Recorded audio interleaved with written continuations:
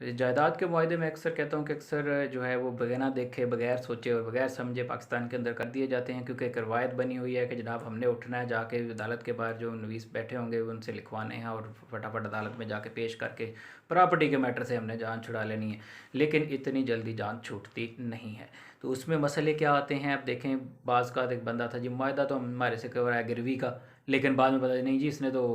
मुआहदा back करवा लिया। यानी कि मुझसे एक बंदा कहता है कि जी आया था मेरे से मेरा घर गिरवी लेने के लिए, लेकिन इसने जब मुझसे दस्तखत करवाए तो इसने तो मेरे से जो है वो रजिस्ट्री पे दस्तखत करवा लिए कि जनाब मैंने इसको बेच दिया और ये मालिक बन गया। अब दस्तखत भी असल हो गए, कार्रवाई भी सारी असल हो गई, बाद में पता चला कि जनाब मैं तो उसको गिरवी देने आया था, पता चला कि मैं मकान ही बेच बैठा हूँ। तो अब ये इस तरह के जो बड़े ही प्रॉपर्टी के अंदर मैटर आते हैं, ये नहीं जो है वो बेसिकली आपकी जो है ना, इसमें मैं कहता हूँ कि अदालत या कानून से ज़्यादा लोग खुद कसूरवार होते हैं, क्योंकि ये कभी भी मुआहदे करने से पहले नहीं सोचते।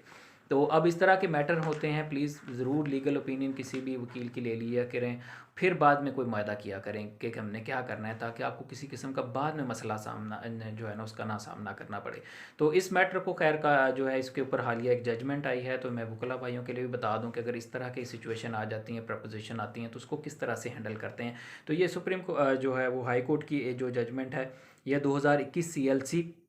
584 पर है। तो आप इस जजमेंट को जाके देख सकते हैं कि इसके अंदर क्या लिखा गया है। तो इसमें मैं आपसे ये गुजारिश करूँगा, इसकी डिटेल अभी मैं बता देता हूँ। तो प्लीज़ चैनल को ज़रूर सब्सक्राइब किया करें, क्योंकि यही आपका एक जो है वो आपकी तरफ से मुझे एक इनाम होता है। तो इसको वीडियो को लाइक कीजिएगा, कमेंट करें, अगर आपको किसी किस्म का इशू है तो आप कमेंट में लिखें, कोई किसी भी बंदे को प्रॉपर्टी से रिलेटेड या कोई भी क्रिमिनल फैमिली मैटर होता है तो आप इसमें लिखते हैं, मैं इसको आपको रिप्लाई करता हूँ। तो अब आ जाता हूँ मैं इसका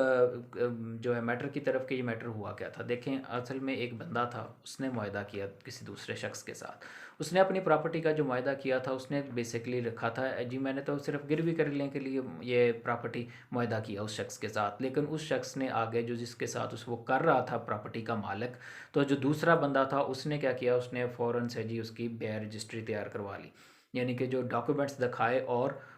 दस्तखत जो है ना किसी और पे करवा लिए। अब क्या हुआ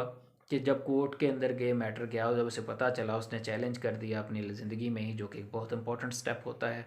कानून की नज़र में। और जब वो चैलेंज हुआ और उसको वहाँ पर उससे पूछा गया, तो उसने कहा जी देखें मैं कान पाड़ हूँ और उम्र रसीदा बंदा हूँ, मुझे नहीं पता। ये ख़ास तौर पर ऐसा वैसे एक्चुअली होता भी है कि जो लोग बूढ़े उम्र के होते हैं, जो प्रॉपर्टीज़ के मालिक होते हैं, तो वहाँ दूसरे लोग कहते हैं जी मुझे किराए पे दें, और किराए के बहाने वो जनाब मालकियत का उससे स्टाम्प पेपर करवा कर बाद में मालिक बन जाते हैं। तो ये जो बेसिकली फ्रॉड होते हैं, तो इससे जो है वो ये नहीं होता कि प्रॉपर्टी चली जाती है, बल्कि अगर वो शख्स चैलेंज कर देता है और उसको, तो वो प्रॉपर्टी वापस ले सकता है। तो ये वो प्रॉपर्टी किस तरह से वापस मिलनी है आपको, ये मैं एक पूरा बता दूं कि अब इस शख्स ने जब उसके साथ मुआहदा किया, मुआहदा करने के बाद उसने अपने नाम पे इंतकाल भी करवा लिया। अब जब इंतकाल भी उसके नाम पर हो गया, तो मदई जो था उसने कहा जनाब कि मैं मुझे तो ये पता ही नहीं था कि इसने मेरे साथ ये मुआहदा किया हुआ है, क्योंकि मैं तो ना पढ़ा लिखा शख्स हूँ, ना मुझे पता है। तो इसमें फिर अदालत ने कहा कि ये ज़रूरी नहीं है, क्योंकि कोर्ट ऑफ लॉ ये कहती है कि अगर आपको कानून का इल्म नहीं होता तो ये नहीं है कि जनाब आपको ही सारी फेवर मिलनी है। नहीं, फिर भी ये देखा जाएगा कि क्या सेल के इंग्रेडिएंट्स पूरे। ये मैं आप वकला भाइयों के लिए बताने लगा हूँ कि ये एक चीज़ होती है कि जब आपके पास इस तरह के लोग आ जाएं, तो अदालतों ने इस पे क्या देखना होता है, आपने वो चीज़ इस केस के अंदर देखनी है कि क्योंकि अगर वो फ्रॉड हुआ है, तो वो जो कानून के मुताबिक वो बैर के एक जो मैं कह रहा हूँ कि सेल के जो इंग्रेडिएंट्स हैं, वो लाजमी आपको पता होने चाहिए कि जनाब उस केस के अंदर वो देखेंगे क्या वो पूरे पूरे आ रहे हैं। अगर वो पूरे नहीं आ रहे, तो फिर ही अदालत ने उसको कैंसिल करना है। सिर्फ इस बात पे कैंसिल नहीं कर देना कि जी मुझे तो पता ही नहीं था, ये मेरे साथ ये हो गया वो हो गया।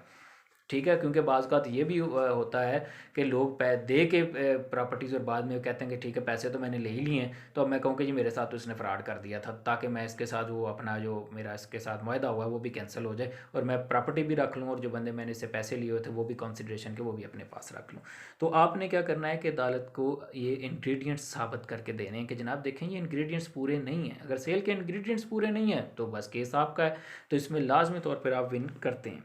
तो अब इसमें जो था मुआहदा आया, मुआहदा डेफिनेटली जब होता है तो उसके अंदर विटनेसेस भी होते हैं, गवाह भी होते हैं। तो जो गवाह जो थे वो भी उनको बुलाया गया कि जी आप बताएं। उसमें अब कौन कौन से गवाह बनाए गए, एक तो जो ऊपर लिखे हुए थे, अब वो ऐसे केसेस में नहीं आएंगे, क्योंकि उनको पता चल जाएगा ना कि अगर फ्रॉड हुआ हो तो नहीं ये तो पकड़े गए, तो वो तो कभी भी अदालत के अंदर नहीं आते।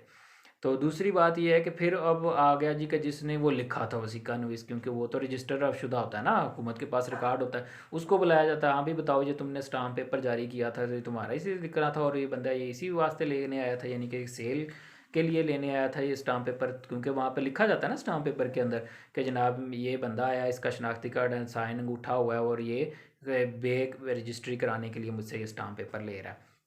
तो वो जनाब आता, वो कहता नहीं कि मेरे सामने तो कोई ऐसा मायदा नहीं हुआ, ना ये मेरा है, तो वहाँ पर ये डिनाई हुआ। ठीक है, ये जो सेल के इंग्रेडिएंट्स के अलावा भी एक चीज़ आ गई आपके सामने जो स्टैम्प